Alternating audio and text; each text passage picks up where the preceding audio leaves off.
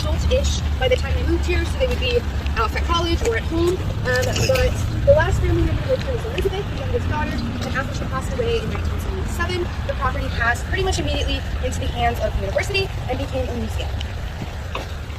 So up here's the gardener's cottage. This is where all of the gardeners of Keene lived. So there were 4 or 5 throughout the period that it was a working estate. But the 2 longest serving gardeners were actually a father and son pair. So George Winus was a Scottish immigrant. He worked out on the East Coast for about 20 years. And then in 1921, he was introduced via letter to Clara and Elizabeth, who were looking for a new gardener, and he accepted the position. So he and his wife and their 3 sons moved here to Glensheen. And you can actually see on the back of the gardener's cottage here, that little spot in the top left corner where the mortar changed colors. So that's actually where they added an extension onto the top of the building. So they had those 3 sons, they just needed a little more glue as they were growing up. So that's in 1927. And then a little harder to see because of how bright the sun is. There's like a darker roof line a little bit lower down. That's actually where the greenhouse is attached to the gardener's cottage here. So they stretch all the way to the tennis courts.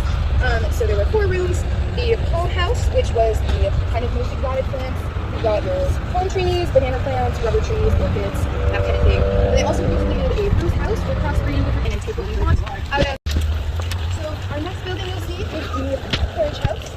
And this is pretty multi-purpose, both back in the day and now. So the little door right there, that leads to the stables, so that's where all of the horses and cows were kept. Their pasture area would have originally been where our parking lot is now. And then the area kind of past the stables, but just out here, that is the living quarters for some of the male servants, as well as their families. And well, right now, it's kind of been converted into the office space for a lot of our management, as well as like a lunchroom and a break room for all of the student workers. To the right here, you will see the first body of water that runs through the property. That's called Chester. In that street, that was just cemented in because Chester didn't want to use the pond to a road. He didn't want the river to change course at all. So he cemented it in and added some rocks for a babbling brook. So we'll go into the carriage house next. But before we do, just a couple things to keep in mind. So pretty much everything on the property is going to be carried upstairs. It is not going to be about.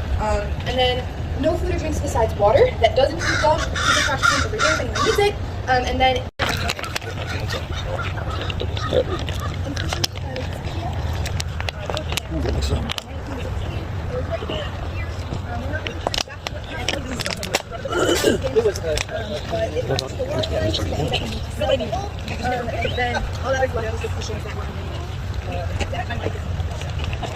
the family never ended up buying another yacht.